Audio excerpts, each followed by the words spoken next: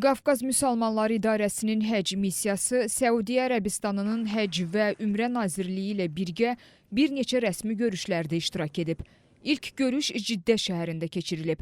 Görüşdə Azərbaycanın Həcc missiyasının rəhbəri və nümayəndə heyəti, Səudiyyə Ərəbistanının Həcc və Ümrə Nazirliyinin nümayəndələri, eləcə də 130-a yaxın ölkənin həcc missiyalarının rəhbərləri iştirak ediblər.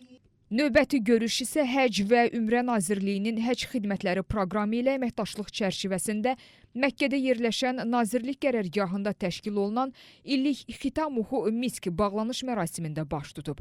Tədbir zamanı Azərbaycanın Həcc missiyasının rəhbəri bir sıra ölkələrin həcc missiyalarının rəhbərləri ilə görüşüb. Həmçinin Türkiyənin Diyanət İşləri Başqanı Əli Erbaşla da fikir mübadiləsi aparılıb. Mərasimin sonunda Həcc və Ümrə nazirləri bir sıra ölkələri təltif edib.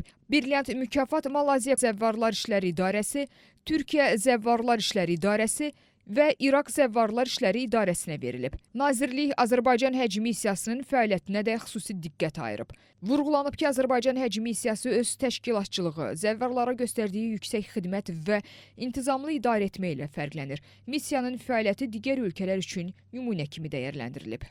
Qeyd edək ki, mərasim yeni xeyirxahlıq və ehsan mövsümünə hazırlıq fonunda təşəkkür və minnətdarlıq şəraitində yekunlaşıb.